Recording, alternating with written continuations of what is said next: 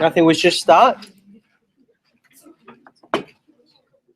Now, this lecture is a very important lecture, and it has a bit of theory in it and also a bit of calculation at the end. And most importantly, there's one important concept that most people, they can do the calculation, but few will get the concept of it. And I want you to get it. So, lecture 6. Before the lecture 6 though, let's review what we did last week. Remember what we did last week? Uniform distribution and normal distribution. Now, a bit of revision. 2 weeks ago, we did discrete distributions, yeah? And we have binomial and Poisson distributions. Now, remind me again. For binomial distribution, what numbers do we need to know? N and P for binomial distribution. For Poisson distribution, what number do we need to know? The lambda. For uniform distributions, what do we need to know? A and B, yeah? And for the normal distribution, what do we know? Mean and standard deviation. Is that right? Now, to find probabilities for uniform distribution, it's really simple. Just draw it down, little box over the big box. Is that right? For the standard norm distribution, we first have to convert all of them into the standard norm distribution or the Z distribution and look up the table for the probabilities. Is that right? If you haven't done the tutorial this week, make sure you do revision. It's important. So here's what we're doing today. We go back to the beginning and look at some reasons why we would do a survey. Why do it on a sample or a population? Then we look at different ways to pick a sample out of a population, and also what we call the central limit theorem. All right? So here's what we said we're going to do throughout this semester at the beginning. Where are we now? We're now here in week 6, right? We're at the end of the second part, the probabilities. We set out at the beginning to learn about the average of the whole population, the parameter of the population. We didn't have money to talk to all of the people in the population, so we just select a sample, a tutorial, for example. From that tutorial, we can talk to all of them and collect sample statistics, like the sample average, right? But our end goal is to know something about the population. And I said at the beginning, we need to go some painful weeks through probability to get from here to here. So after this week, we move on to the fun part, which is take what we know from a sample and say something, reach some conclusions about the population, right? But today, we have the foundation for all those inferences. Now, back to the beginning. When you do a survey, why would you want to do it on a sample? What advantages do you have when you take a survey on a sample versus a population? Less time. Less time. What else? Money. That's right. So number one, when you do things as a sample, because you talk to much less people or less objects to study about, we can save time and money. Second reason, if we have limited resources, which we usually do, sampling can broaden the scope of data set. What does that mean? Well, let's say you have 10 days to do a survey, and you have two options. You can either ask 100 people one question. So you have data from the people for one question only, or you can ask 10 questions for 10 people. If we talk to less people, you have more time to ask more questions. So if we're doing a sample, because we talk to less people, you have more time to ask them more questions. So you know more data about them, rather than just one question, one people. Is that right? Third, sometimes doing the survey will destroy the products. For example, all right, tea. Before you sell tea to people, we do some taste testing for the tea. Right? Is that a good sample or not? Now, when you taste a bit of tea, can you sell that bit you tasted? God, I hope not. Right? So when you do your survey to sample the tasting, you lose the product. You destroy the product. So in a sample, we save some of the product that we're destroying when we do the research. The last one, sometimes it's just impossible to do something on a population. Your only option is to do it on a sample. For example, if you want to know you're having HIV or not, what are you going to do? Well, you look at him. Let's say you want to do something, something about your blood. What are you going to do? You do a blood test, right? You will do a blood test. Can you do it on a population? Doing it on a population, that means you have to take out all the bloods in your body and test all of them. Can you do it? Or you'd rather have HIV. Right? You cannot do it on a population. The only option is to take a sample of your blood test and do it. Right? So in those scenarios, the only way is to do it on a sample. So those are the good things about doing it on a sample. What is the biggest risk of doing survey on a sample? Might be biased. They may be biased. That means what we learn about that sample may not be true for the population, especially when your sample does not well represent the population. For example, if you want to know the average income of people in China, that's your population, people in China, and you decide to take your sample in Shanghai only, is it a good sample? Absolutely not. Right? So in those cases, we have the risk that our sample does not represent the population, and therefore we want to do it on the population. If we do things on the population, we eliminate that risk that the sample is not representative of the population. But again, doing through a sample, more cost, more money. So most of the time, we have to think, what are we trying to achieve with this study? How significant is the risk involving running a sample, right? And we decide which way is the best. But most of the time, what do you think? We do a survey. Most of the time, we do sample or population? Sample, most of the time. The only time that they did a census here is to know the population of a country. How many people in Australia, let's say. The only way they did it was they sent a form to each and every household. You fill the form, you send it back. You have to do it on each and every household. But even now, they're talking about taking a sample only because it costs too much to do it. So most of the time, we do a sample. Now, let's have a look at an example. We use examples throughout the lecture. We wanted to do a research on how many hours that the students spend on independent study. That means the time outside the classroom, on average per week, right? Probably your class times. How much time outside the classroom you spend studying? We have only 2 weeks to do it, so we cannot talk to all insert students. So what we're going to do? Just pick a sample. Is that right? Now, can we just go out and talk to anyone? You could, but is it the best way to do it? No, because we don't know what kind of people we're talking to. So actually we must have a plan to do it properly. So what we'll do is we go to student center, all right, and we ask them for a student list. Let's say I'm doing this study. Can you please give me a student list? And you get the approvals and everything. So they give us a list of 500 insert students, and let's say that's our population. All right, there's more, but let's say it's only 500. We have enough time to talk to 60 people only. All right. So our population, imagine, is 500 people. We want to sample 60. And for those 500 people, here's the data we've been given. We know their name. Anyone's got the same name up there? Yeah. Oh yeah. Well, that different surname. I use random name generator.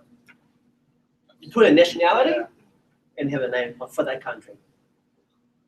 All right. Sorry. Looks like a guy's name, the last one. A guy's name? Guy's name. A guy's name. I don't know. The middle name is Gaulish.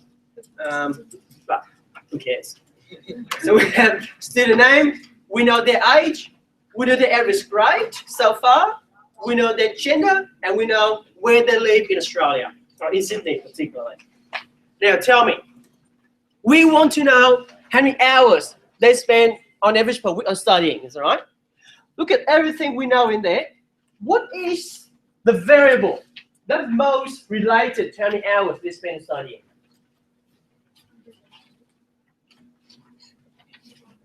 The name is related to how many hours they spend studying?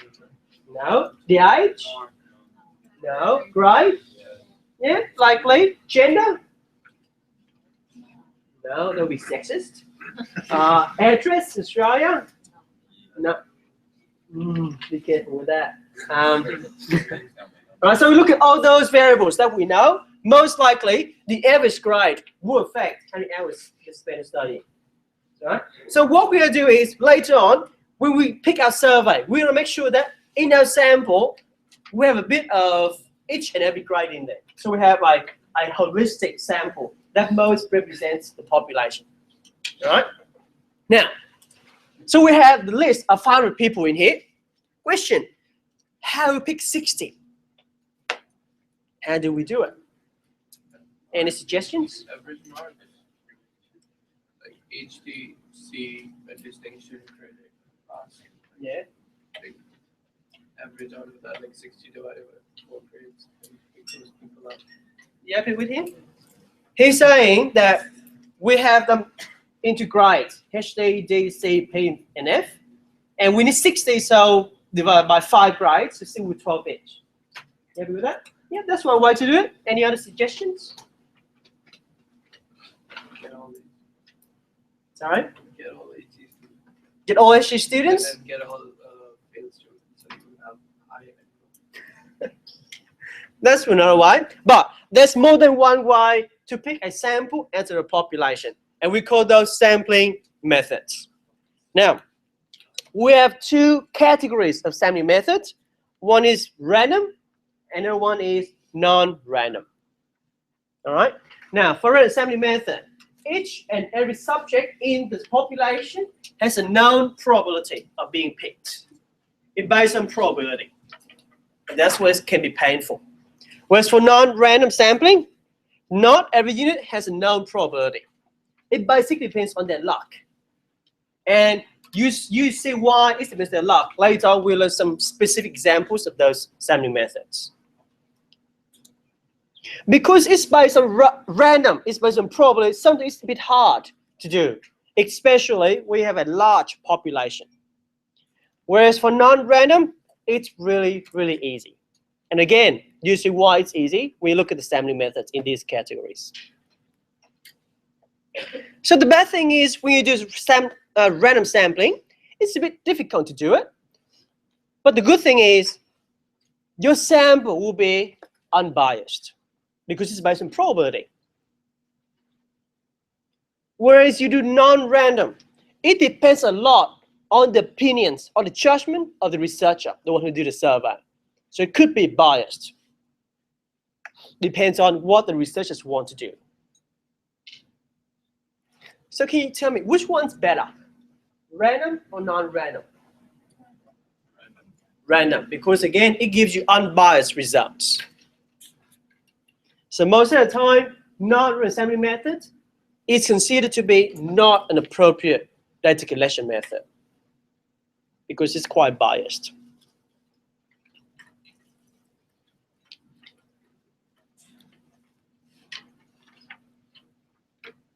All right. Now, in each of these categories, we have a few sampling methods. In random sampling, we have 4: simple random, systematic, stratified, and cluster area. In non-random sampling methods, we have another 4: convenience, judgment, color, and snowball. Now, remember, regardless which sampling method you choose, our end goal is to pick a sample that is most representative of the population, that looks more familiar or similar to the population. That's our end goal. regardless which method you choose. The best option is both random and representative, but sometimes it's too hard to do random. You can choose representative as well. So what we'll do now is we look at each and every sampling method in here and see how we actually do it in these methods. And you tell me it's good or bad. All right, the first method. So you mentioned these are our list of 500 people. Is that right? Here's what I'm going to do. I will number them from 1 to 500. Are you with that? In Excel, number them. And then in Excel, I'll generate a random numbers table. You know, in Excel, you can do random number. Just pick up a number from 0 to 9, and those are random numbers that I've got. All right? Now, we have 500 people in there, right? That means maximum a number is 3 digits. Is it with me? All right, so I'll pick the first 3 digits, 5, 6, 8. Is there a person at 5, 6 position in the table? No, so that number is invalid. We cannot use that. Next 3 digits, 4, 4, 6. Is there a person with 4, 4, 6 in there?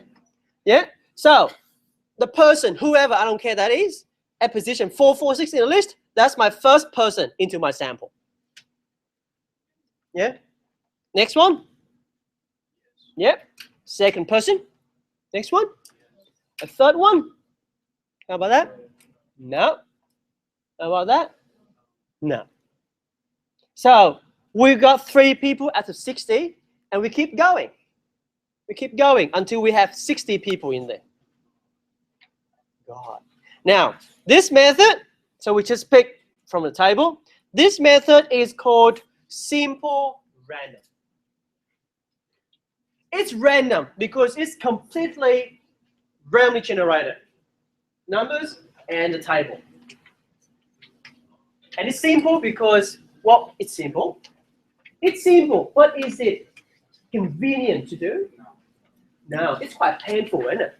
In here we have 500 and we pick 60. Imagine you have 1 million customers and you pick 100,000 of them. It would be a nightmare. And that's why I said at the beginning, for probability of random sampling, it could be difficult to do in the field.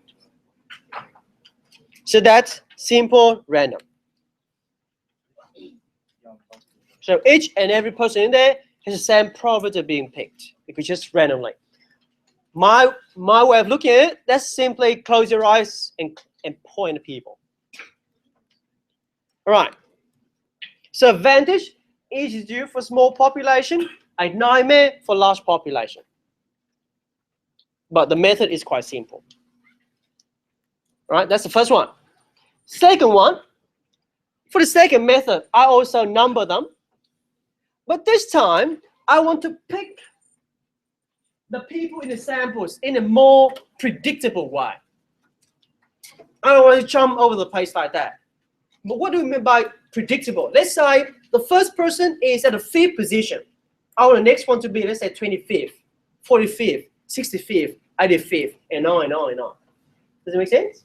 So, to do that, the first thing you need to decide is, what is the gap between 2 consecutive people? I give you an example, 20, but how do you know 20? So first, determine the interval between them. Now, how large is our population? 500 people, right? As a 500, how many people you need in the sample? 60. So to find the gap between the 2 people in the sample, we take 500 divided by 60. Is that right? So the big N is the size of the population. Small n is the size of the sample. So 500 over 60, that gives me 8.33. Now, we don't have person at position 8.33. It's just 8, 9, 10, etc. So we should round to the whole number. How should we round? 8 or 9? Let's say if we round to 9, yeah? So that means the gap between them is 9. How many people do we need? 60, isn't it? 9 times 60 gives you 540, which is outside our table. Can you see that? So we round to 8. We just take the whole number. So that's just 8. So 8 times 60, that gives you 480. So comfortably within your table. So here's what we're gonna do. So we know the gap is 8, yeah? The first person, how can you choose the first person? For the first person, the first position, you can choose any number between 1 and 8. Any that you like. What's your favorite number? 4. Too bad, mine is 3. I'll pick 3. You can pick any number 1 and 8. Up to you. I'll pick 3. Right? Now, so the first person is the third position. What's the position of the next person in my sample? 6. What's the gap between them? 8. 3 plus 8, the next person will be 11. Next one will be 19, then 27, and on and on and on. That's all right. So 11, 19, 27, 35, 43. So plus 8, plus 8, plus 8. And by the time we get to the end of the population, we should have 60 people.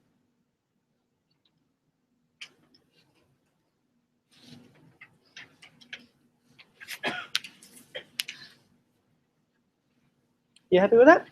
So this method, we pick people as a population on a number system, but in a more predictable way. And we call this a systematic sampling method.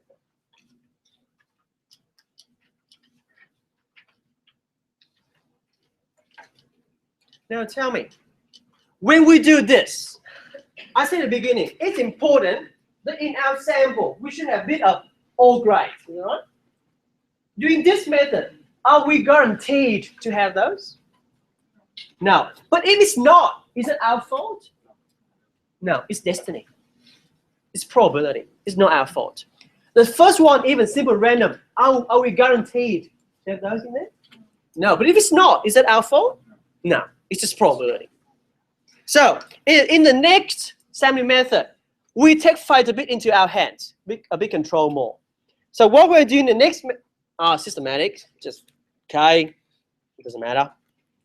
But for the next method, we take fate a bit into our hands. So what we'll do is, like I suggested earlier, before we pick the samples, we divide those people into grades.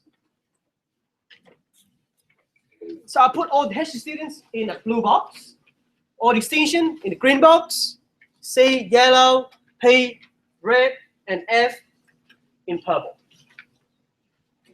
So I put them into grades. Right? Now, what do you notice about these grades? Within each and every box, all of them have the same characteristic. Right? In the blue box, all of them are HDs. Fantastic. In the F box, you don't want to be there. All right? So within each box, all of them have the same characteristics, and we call that homogeneous.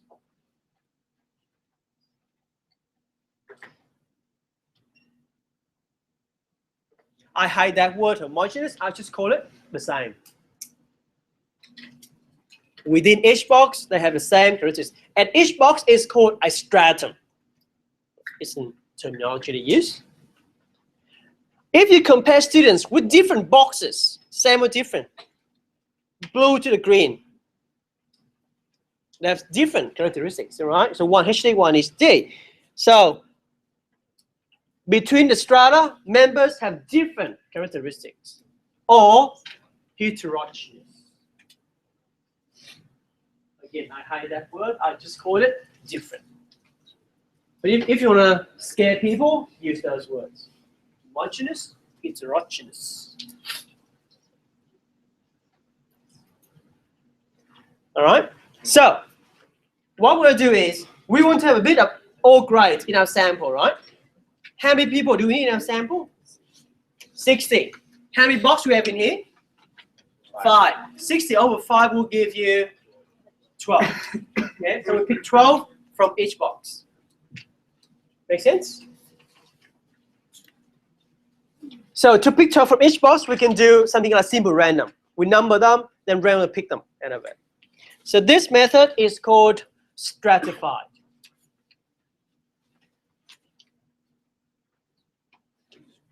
All right. I don't know why, but in exam, a lot of students call this method is stratified method. I don't know why, but that happened. All right, it's stratified. All right, that's the third method. Is it a good method? Yeah, I think it's great. You know, it's still random, and we have a bit of control. We make sure that all grades are represented in our sample. Right, the fourth one. This time, I also put it into boxes or strata, but not by the grade, but by where they live. So I'll put a few boxes in Parramatta, Bankstown, Kingsford, Surrey Hills, etc. Sorry? Now, tell me, what's the difference between this method and the previous one? And don't tell me the colors are different. Sorry? Yeah, we talk about where they live, yeah, but what difference does it make? Different characteristics. Previously, within each box, OWHD or the of values, right? And look in here, within each box, all of the characteristics are different. Different. Look at Bankstown. You can have high distinction all the way to fail in there. We don't know. Right? So each and every box in there is like a smaller version of population. It's like a miniature of the population. So within each stratum in here, they have different characteristics, heterogeneous. And then just like before, we need 60 students in a sample. We have 4 boxes. 60 over 4 give you 15. So we pick 15 from each box. That again is random. Yeah, simple random. It's just easier now that we have a big population. We have a subpopulation, so a bit easier. So this method is called cluster or area.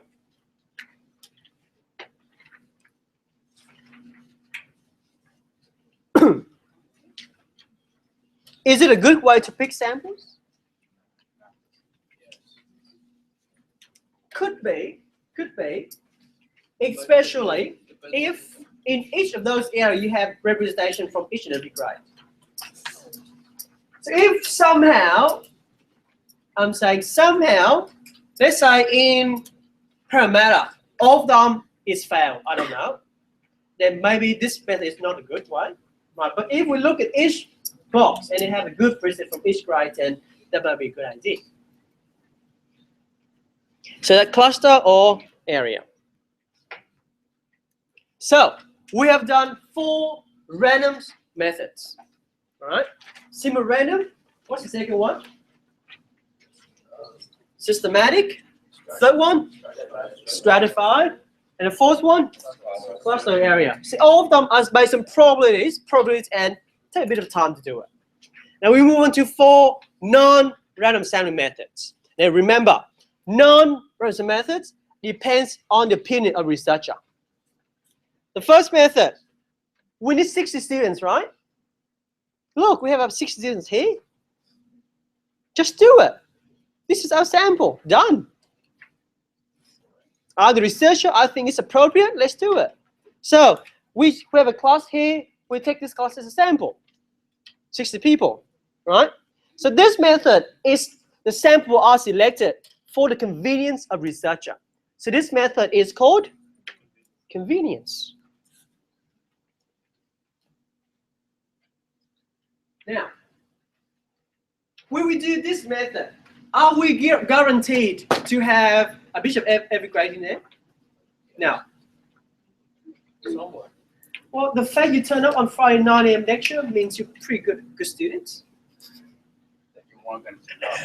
Apart from him. But now look, are we guaranteed to have a bit of everything in grades in the sample? No. But if it's not, whose phone is that? My phone, is right, because that's my decision to pick the sample. In the 4 previous one, we're not guaranteed. If it's not, it's destiny. But in this, if it's not, it's my fault. See that? Right, the next one. We need 60 students, right? I think, based on my opinion, and as a researcher, I think I'll choose you. Don't ask me why. Right? That's just, I like them. Right, so sample elements are selected by the judgment of the researcher. So this method is called judgment. Now you know what I mean when I say biased? Yeah. Right, the third one. We need 60, right? So I want 25 boys and 35 girls into my sample. So what I do, again, don't ask me why 25 and 35, I just like girls better. So what I do is I go and talk to people randomly. I talk, oh, that's a boy, that's a boy, that's a boy, that's a boy. I do until I have 25 boys and I stop looking for boys. And girls up to 35, I stop there. So I pick my samples according to a certain limit or quota. So this method is called quota.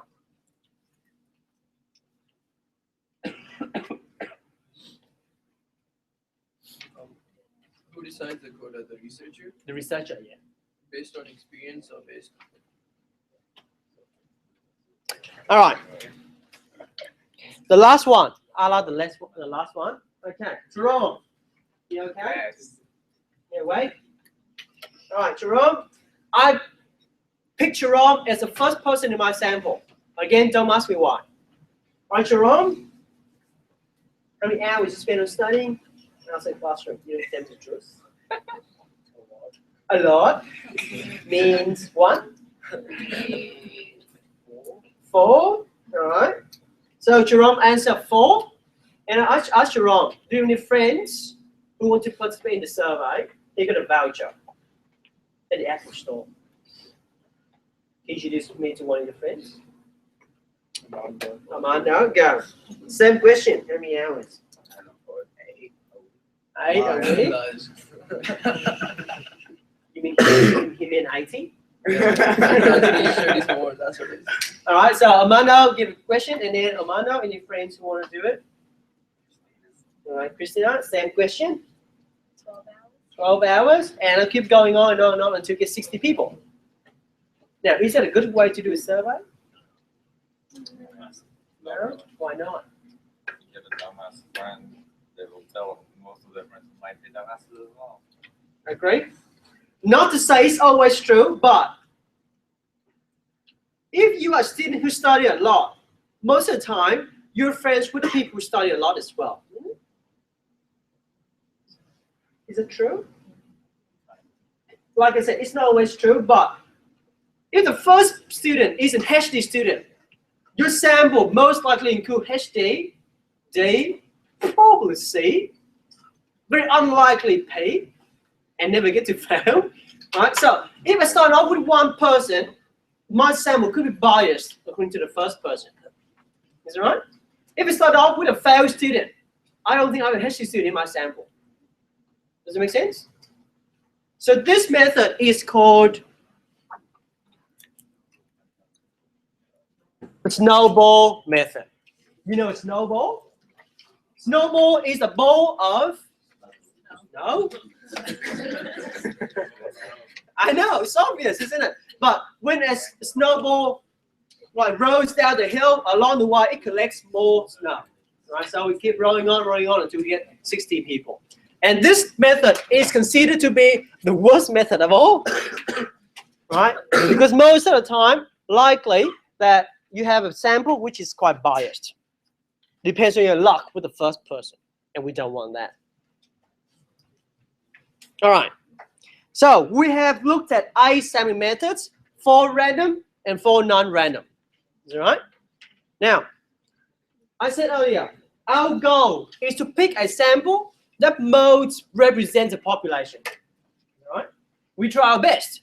But no matter how hard we try, could we have a perfect match? No.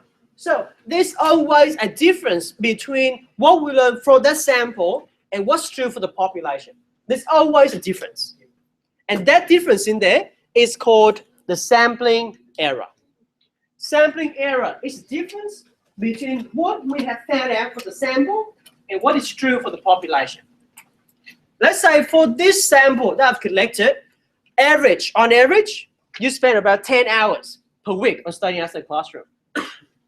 Is that number 10 true for all students? No. If you do a good job, probably 11. So it's not far away from your sample. But it's very rare you get a perfect match. So that's called sampling error. Now, how can we minimize the sampling error? If we talk to more people, would our numbers get more accurate? Yeah. Yeah, if we increase the sample. But again, we have to talk to more people. That means more time, more space, more money, more costs is involved. Right? So next week, we'll learn how to calculate a perfect sample size. That's just enough for an error you can tolerate, but not too much, so you waste your resources. Or we do that next week. So that's sampling error. For non-sampling error, these are the errors that could occur in the process of collecting data and analyze data. You've done your assignment, right? Tell me, when you ask people to write the answers down, any of them put it wrong? Yes. You know? Yeah. That's occurred. Some of them forget to mark one question. Yeah, so we could have missing data. After you collect all those data, you have to put into Excel spreadsheets, right? You could put it wrong. So this is saying 1, but you type in 2. So that's data entry error. And you analyze it later on, you can use the wrong graph and wrong analysis, wrong comments. So all of those things are called non-sampling errors. I call these human errors, right? It could happen. Can we eliminate these errors completely? We can try, but there's always a chance that could be an error made somewhere in the process, right? But those are non-sampling error. All right, that's a theory bit for this week. Let's start off at the beginning. We select a random sample. We calculate X bar. What is X bar? X bar. What is X bar? Point estimate of the sample set. That's the sample mean, isn't it? Yes, that's the average for the sample, X bar. What do you call the average for the population? Mu. So from the sample, we know X bar, but that's not our end goal. We want to know about the mu. So we have to take from that X bar and say something about the position parameter mu. And that process is doing interval estimate, which we'll do next week. Today, we'll lay the foundation for that jump from X bar to mu. And to make that jump, there's one concept you need to know, and that's called sampling distributions of the sample means. Now, this is a concept that not many people get, but I hope you do. Let's say we have this population, yes? There's more, but I just draw a few. And I want to know what's the average for this population? How much is the mu for that distribution? How do we know exactly? There's two ways to do it.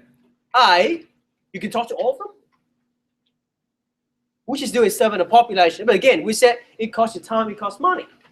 So what do we do instead? We pick a sample.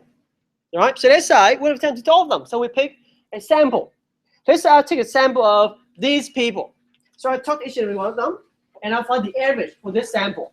So let's say these people produces an average of 15 hours per week. Right? From one sample. Let's say I talk to another sample. So I put that result on the graph here, right? Now, usually, up to now, we have population or samples, right? But both of them are for individuals, X. But now we have another distribution with not X, but X bar. the sample mean. So I've got one sample with the average of 15. So I put in here 15. That one dot there, that means we have one sample having an average of 15. You still with me? Yeah? All right. Let's say I pick another sample. I know different people. Sample number 2. Do you think the X, Y is the same? 15? Most likely to be different, isn't it? So let's say the second sample produced 14.5. So I got one sample, the average 14.5. I'll put on there. I do a third one, 15.5. A fourth one, 17. Another one, oh, it's gone back to 15. There's another sample, have a mean of 15 as well. Another one, 19, really good students. Another one, not so good, in 11. And I keep doing that for quite a few samples. And every time I got a sample mean, I put a dot on there. And the result I get will be this. This is called the sampling distribution of the sample means.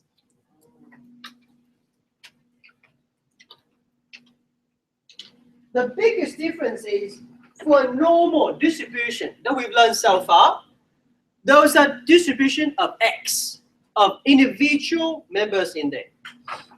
The sample distribution is a distribution of the average of samples from the population. If we talk about one particular bottle or one particular student, that's X. We talk about the average of a group of 10 students, that will be X bar. All right? And the sample distribution is the distribution of those sample means. I'll make it bigger. What is the shape of this distribution, do you think? Does it look like a bell shape?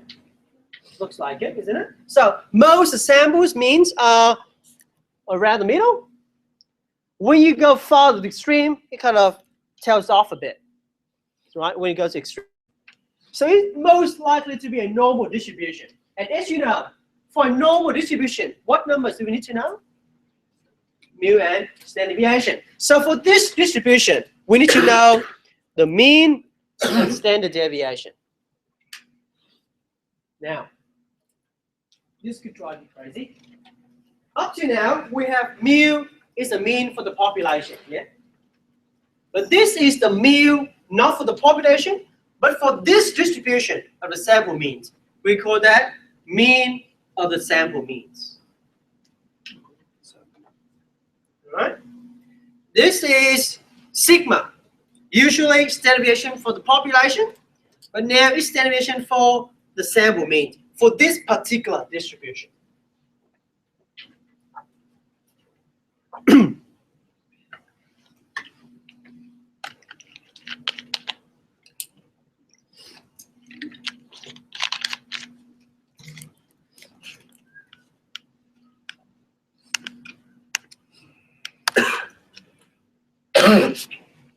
Now, we've learned that that sample distribution is most likely to be normal, but it's not always normal. The sample distribution is normal under only 2 conditions. Here's the first condition. Let's have a look. The first graph on the left-hand side is for the regional population. The next 3 graphs is for the sample distribution with different sample size, 2, 5, and 30. Let's have a look what we know from here. The regional population, the first chart, is that normal? Yes. Yeah? The second one, with n is 2, is that normal? Yeah, n is 5? Yep, n is 10? Yeah. So, if we know the regional population, which we take the samples from, if that population is normal, then our sample distribution will all be normal. You see that? Regardless how much is sample size, small or large, we don't care. So that's the first thing that we learn. If the regional population is known to be normally distributed, the sample distribution is also normally distributed.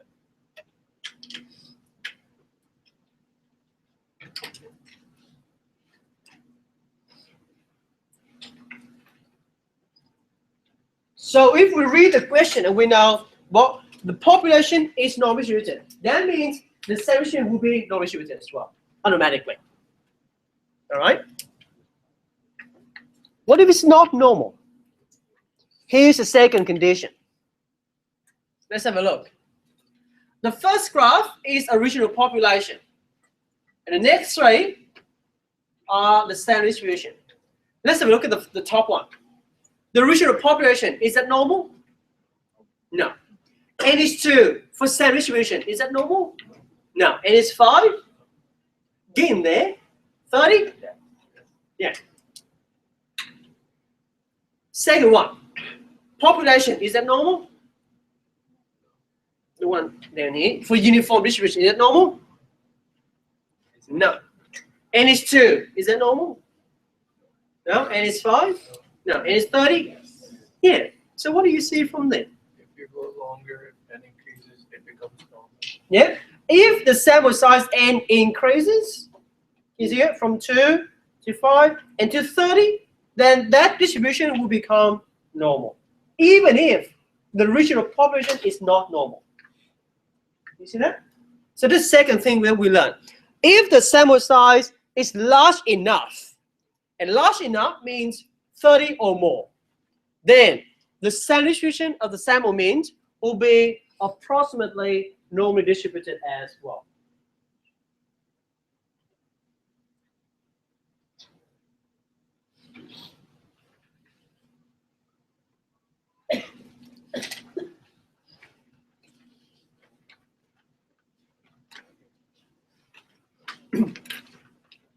You with me? So, quick summary. The sample distribution will be normal under one of two conditions. You need to have both, just one. Either the regional population is normal, and that's our preferred way. If we don't have that, we look at the sample size. If the sample size is large enough, that means 30 or more, then the distribution will be normal as well. So you may ask me, what if the regional population is not normal and N is less than 30? What would happen then? The standard distribution, would that be normal? No. All right, so you must have one of two conditions. Now, before we go any further, I thought I should give you a recap of these little symbols. I hope that by now you're comfortable with most of them. But if you haven't, now's your last chance to get used to them. Because if by this way you still fall into them, I'll see you next semester. Right, the first one, what do you call that? Mu. And what is mu? Mean for the population, or population mean. The next one, what do you call that?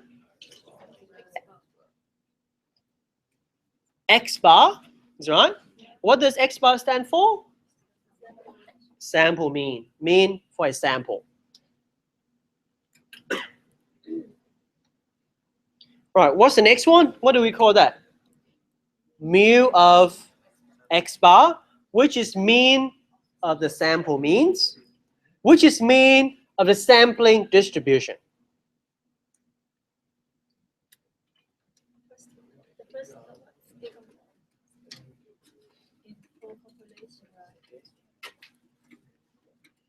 What's the next one? Sigma, and sigma is standard deviation for the population.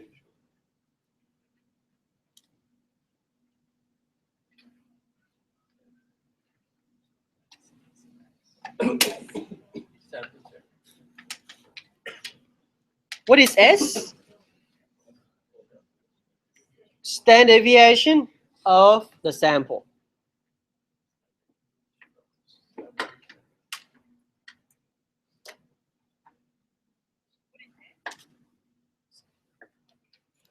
And lastly, what is sigma of X bar? Standard deviation of the sample mean. That's a pretty long name, so we have another name for it. That's called standard error.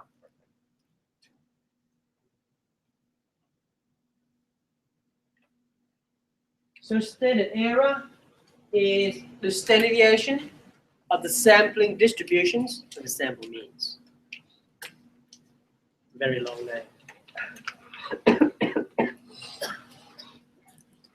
All right. Now we know those symbols. Can you put a star on this slide?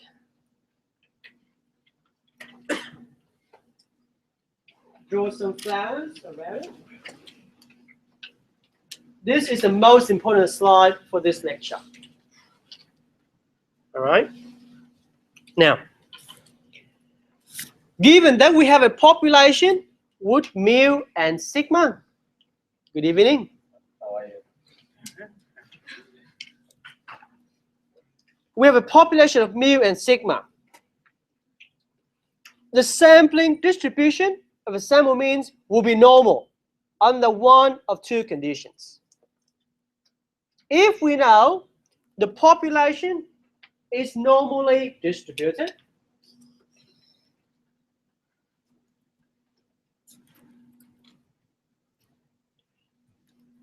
and that's our preferred condition. If we have that, the sample distribution will be automatically normal. If we don't have that, we look at the second condition, sample size n. If sample size n is at least 30, then we can use the central limit theorem to say the same thing. Can you please highlight central limit theorem? I repeat, if we use the first condition, it's just automatically normal. No need to prove it. But if we use the second condition, we're looking at the central limit theorem, all right, to justify the normal distribution for a sampling distribution. In exam, you might be required to write down the name of the theorem we use to answer the question. Over the years, we have many new theorems invented. Some called central theorem limited, some called central theorem limit, some called limit central theorem, lots of names. The best one I've seen so far is central station limited. Right. Make sure you know the names properly for your exam. Okay, now, if we have one of those two conditions, that means the sample distribution will be normal. And if it's normal, we need to know how much is the mean and how much is the standard deviation. All right? Now, the mean of the sample means mu x bar is magically equals to the mean of the population.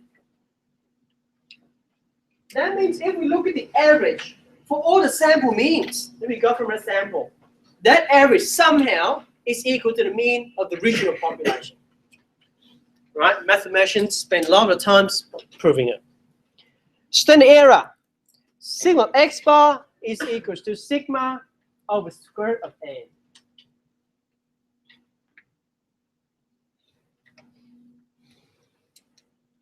Now, the formula are quite easy. The important thing is, before you use these two formula, remember to check the conditions first. If you don't have one of those two conditions, the solution is not normal, and you cannot use these two formula. All right? You must have one of two conditions first. So let's have a look at an example, shall we? All right. Can you hear me read the question? The mean expenditure at a tire store is $85. The population standard deviation of $9. Assume that the expenditure at this store is roughly distributed. What is the mean and standard deviation of the with 20 customers? Thank you. Now, from now on, don't just look at the question, circle the numbers and write down what those numbers for. So circle 85. What's 85? Yes. Mu. From now on, don't say mean or standard deviation. Say mu, sigma, x bar, s. All right, so you know exactly what they are. So 85 is mu. Circle 9. What is 9? Sigma.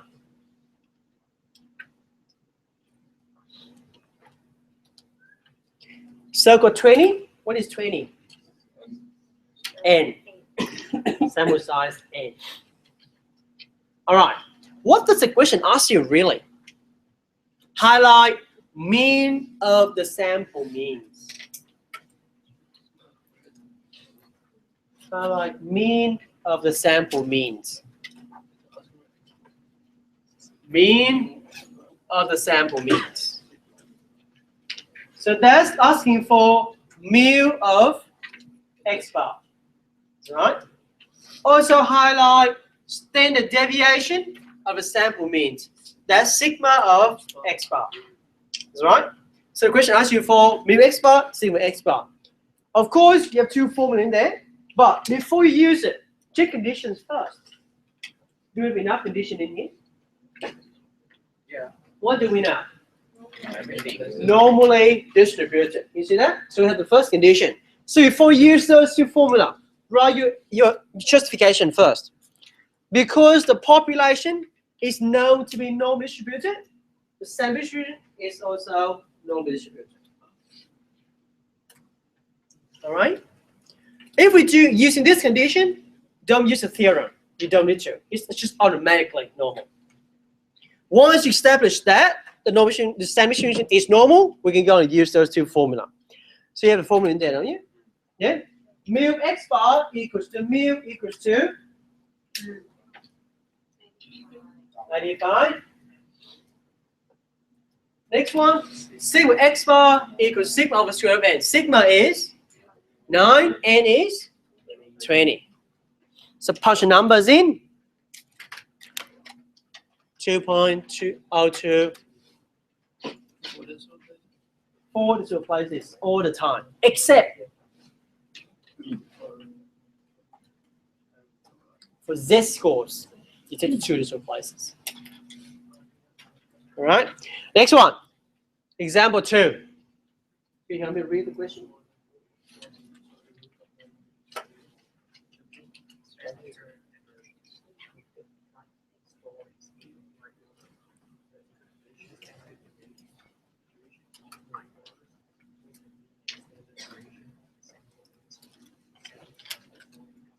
Thank you. Again, circle 85, that's mu. Circle 9, that's sigma. Circle 40, that's n. Now, before you use the formula, check conditions first. Do we have enough condition in here? Then what do we have? N is 40. Right? So before you use the formula, write this down first. Because n equals to 40, which is more than 30, the sampling distribution of sample means is approximately normally distributed according to the central limit theorem. Do we have to write approximately every time? Huh? Do we have to write approximately every time? Good question. Because sometimes. If we use the first condition, it's exactly normally distributed automatically. If we use second condition, it's not exactly normal. It's approximately normal. All right? But in the exam, I wouldn't penalize you for that. You're business students, not math students. So if you write that, that's fine. If you don't, I don't really fixate on that. It's good that you know that. I know some people really fixated on those things. Not me. I think there's more important things than that. All right. So once you got that, go on and look, calculate them. So mu x bar equals to mu equals to 85. Sigma x bar equals to sigma over square root of n. How much is sigma? 9. How much is n? 40. Review that.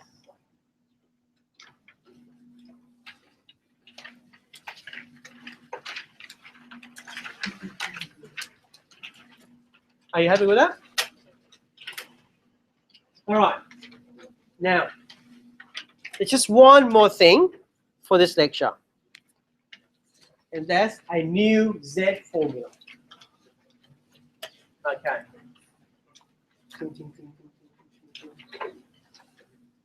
What's a Z formula?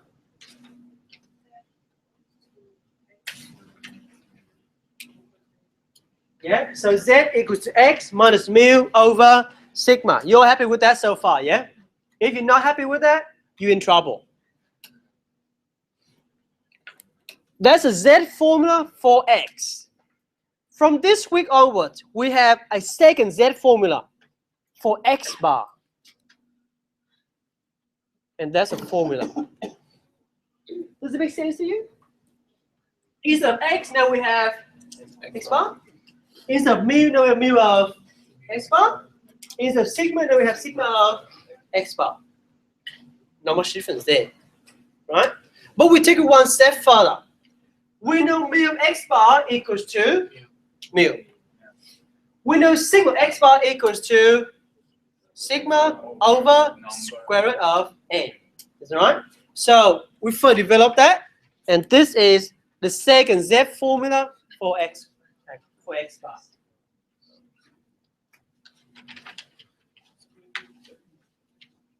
So X bar minus mu over sigma over square root of n.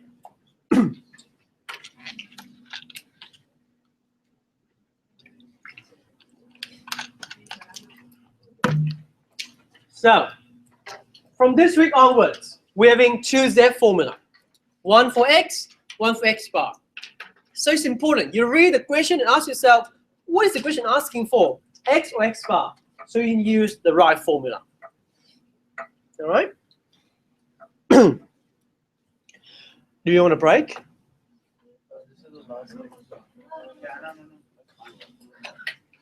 Who wants a break? Raise your hand. Okay. Democracy works. Moving on. Example 3. Jerome, you need a break? He always needs a break. I read the question. It'll make you feel better. The mean expenditure at the tire store is $85 with the population standard deviation of $9. From a random sample of 40 customers, what is the probability that the sample average sale per customer will be at $87 or more? Thank you. Again, circle 85. What's that? Mu. Circle 9. Sigma. Circle 40. And the question asks you 87 or more. But here's the real question. X or X bar? How do we know X bar? What does the question ask you? What more than 87 or more? Sample average. So how is sample average? And we know sample average is X bar. You see that? So the question asking for the probability X bar 87 or more. Are you with me? Now, before you do any calculation on X bar, check conditions first. So in here, do we have enough condition? Yeah, what do we have? N is 40. Is that right?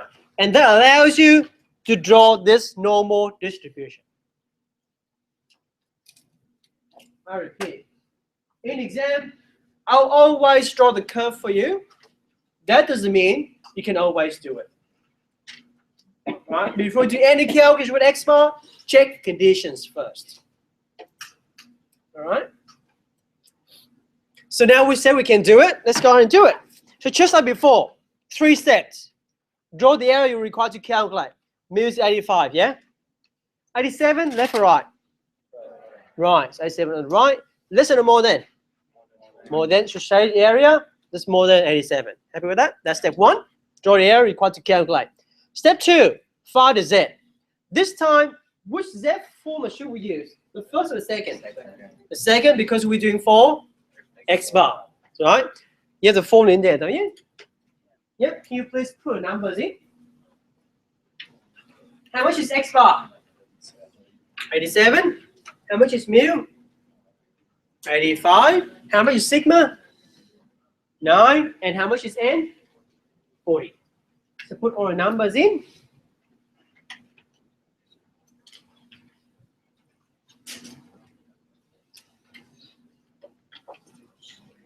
And we calculate it. Z will be 1.41. You still happy with that? So once you know Z 1.41, what's next? We look into the table. So take out your calculator, please. Look for Z 1.41. What number would you see? 0.4 for what? 0.4207. Yeah. What's that number for? Yeah. The area in the middle for that bit there, right? That's 0.4207. What should we do now? Yep, 0.5 minus that. So probably will be 0.0793. Again, I think I tell you, I don't care in exam if you write this bit or not, the probability. And so you draw the graph, run a Z, find a calculation, I'll be happy.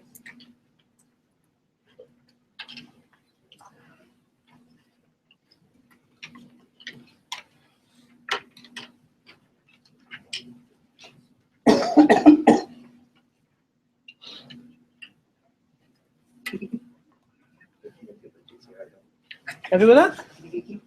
So you see, the steps are very similar to last week, normal distribution.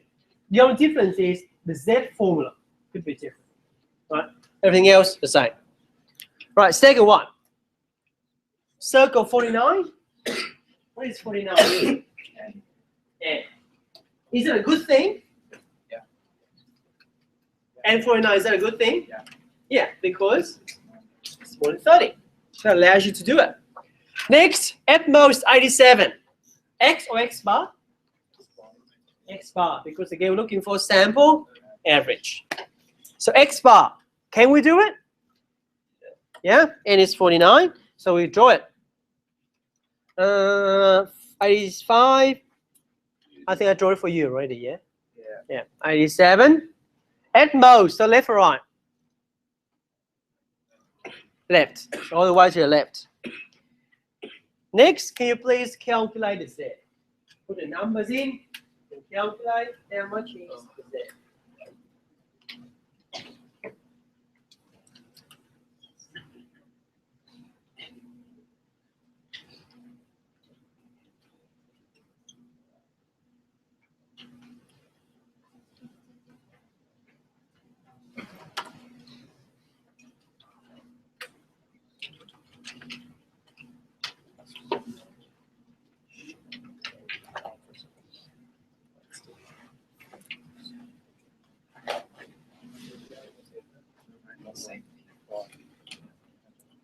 Good.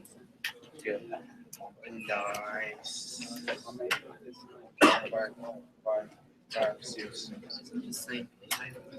Wait, no. I don't know. No, that's 49. Yeah, that's what I said. No.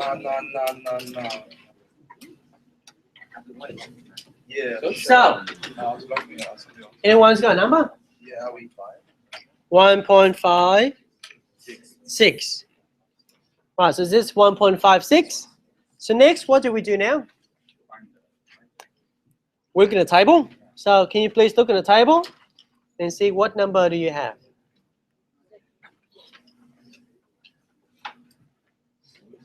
This is going to be 0 point something.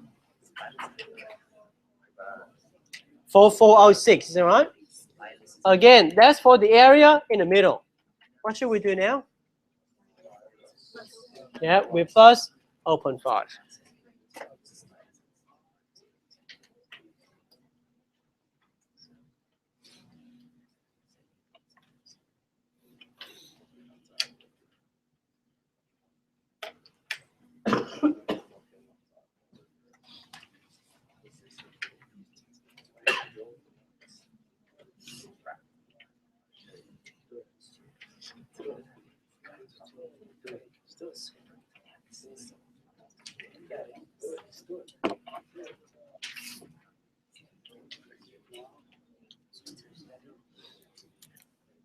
Anyone has any questions? No? Yep. Okay, now, here's the trick. Yeah.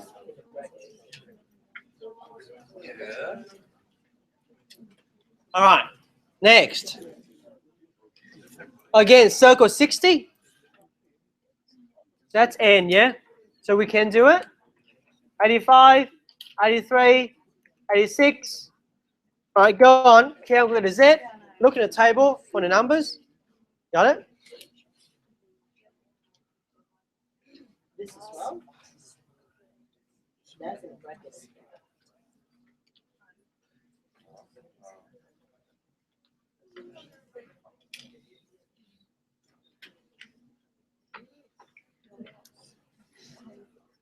So find a Z for 83, find a Z for 86. Look at the table, add them together, and you have your answer.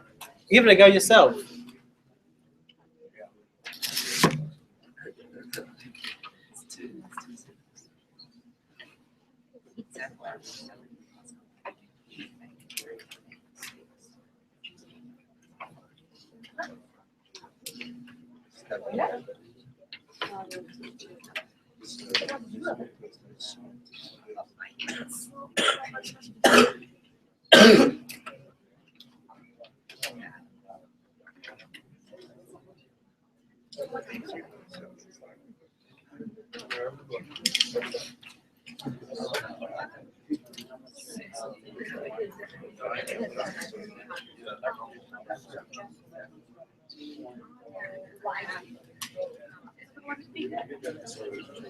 That's for the 83. Yeah. All right. Anyone got a Z for 83? Minus 1.72. Yes. Anyone's got a Z for 86? 0.86. Cool. All right, that's how we get it. Now look at the table, yeah? For 1.72, you should see 0.4573. For 0.86, you would see 0.3091.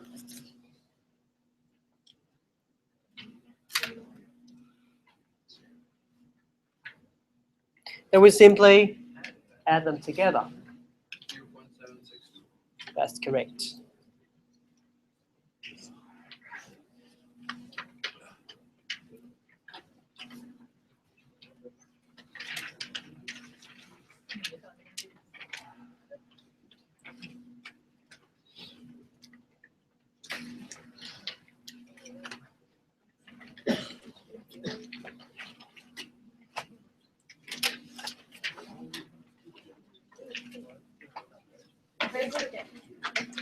Anyone has any questions?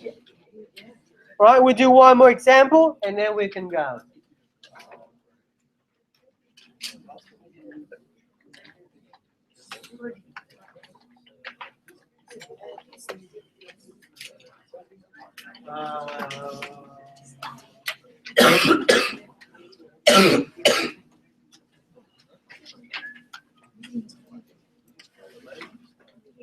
Suppose that during an hour in the lunch department store, the average number of shoppers is 4% with a standard deviation of 21 shoppers. All right, I didn't see anyone writing down numbers in there.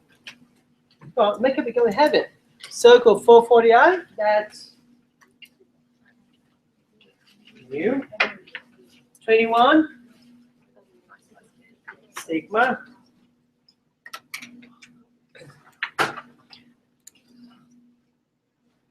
Right. A. Assuming the population is normally distributed,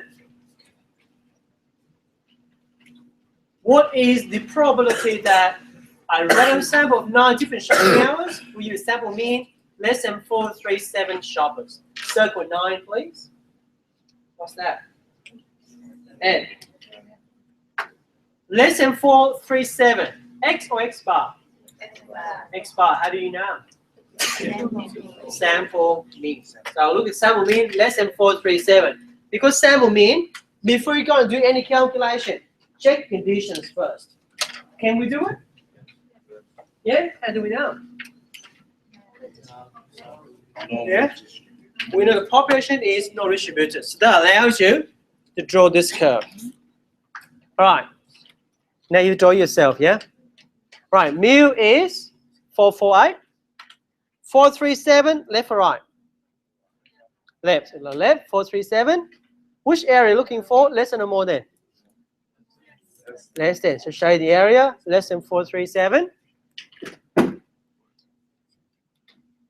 Then go ahead, find a Z, look at the table, and you have the probability.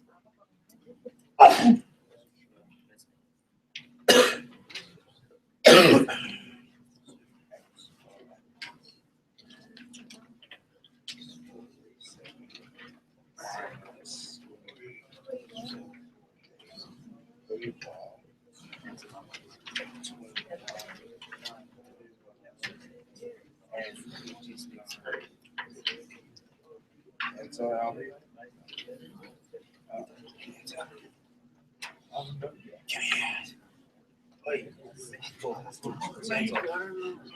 Yeah, use a calculator. You don't need it. Do it.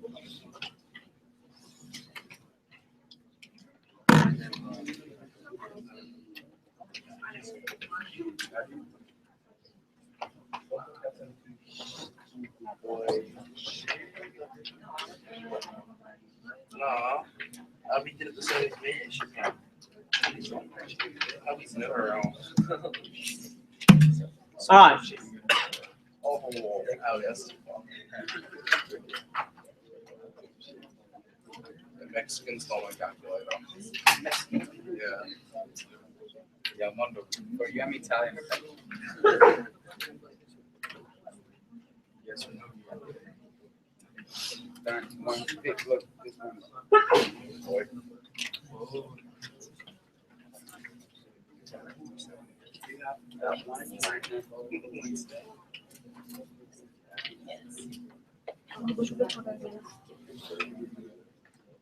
All right. How much is it? Negative 1.57. What number you get from the table? 44418, and you open 5 minus that.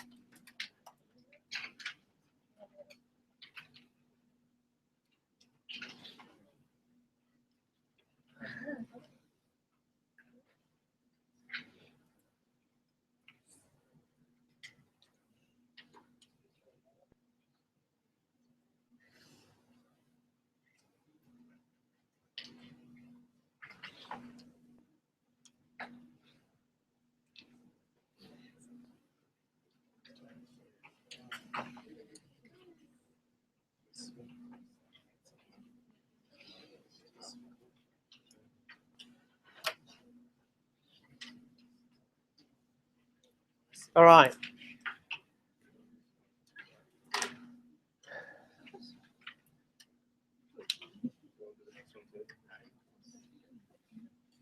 B. What is the probability that a random sample of 49 different shopping hours, circle 49? What's 49? And between 441 and 446, X or X bar? X bar, my sample mean. Sample mean, can we do it? Yeah? Why? How do you know we can do it here? For different reasons. Previously, we know the population is normal in here, do we? No, but we know N is 49, right? And that will be what you have in exam as well. Each and every question is independent of each other. You have to look each one of them to see if we can do it or not. And trust me, I will trick you in exam. That's why I keep saying this for many times now. All right, so we can do it. 448, 441 is on the left, 446 is also on the left. Looking for the area between them.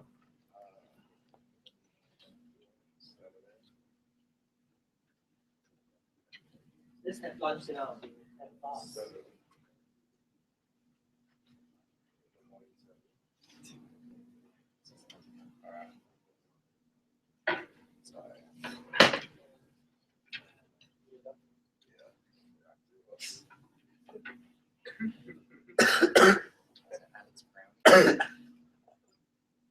All right, go ahead. Find the Z. Look at the table and figure out the answer.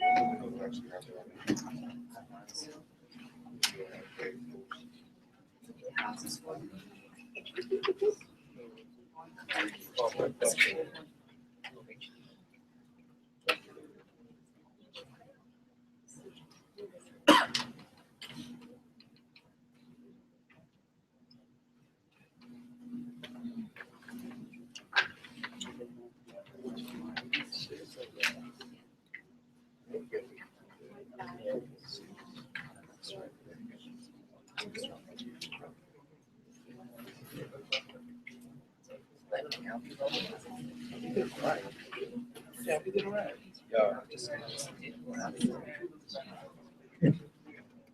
I'm not there.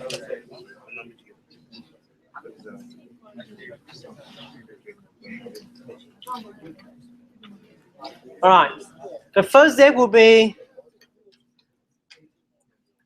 minus 2.33, agree?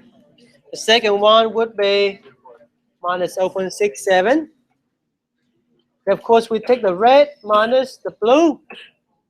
Look at the table. How much is the red?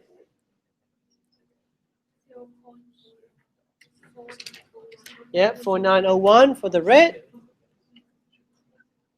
For the blue, that would be 486. That's all right. Then we simply minus them. That's our answer.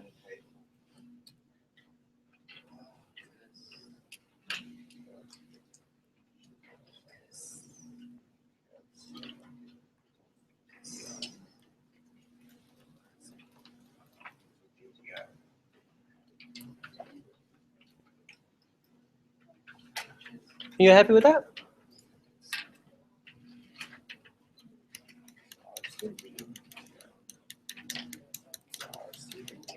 All right, last one. What is the probability that more than 427 shoppers will enter a store in a random hour? So 427, more than 427. X or X bar? Previously, we looked at a sample of 49 different shopping hours, is that right? In here, this is a sample, it's just 1 hour. It's one particular hour. Right? So this is for X more than 427, not X bar.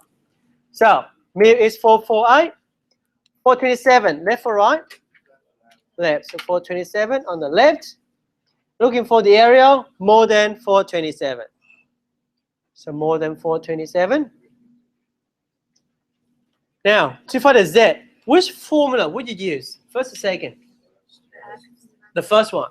Yep, X minus mu over sigma. So do that formula normally and look at the table.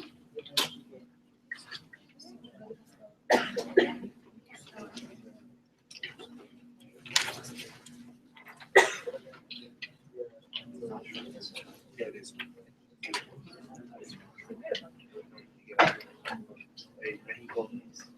Yo, depends how much you get.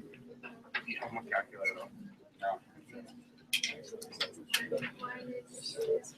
Maybe go to the train today. Because it's just X, not X bar. You see it here, we look at I this get no idea. random, look here. So you see here, a sample of 9 hours. So the sample. In here, you see here, sample of 49 hours.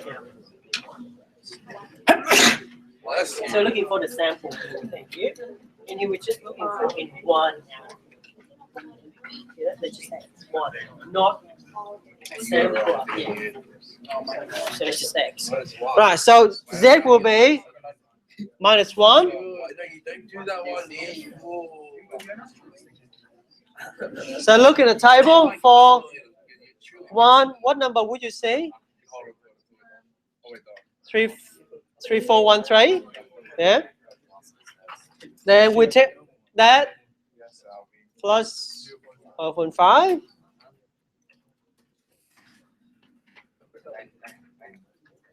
Shot me down.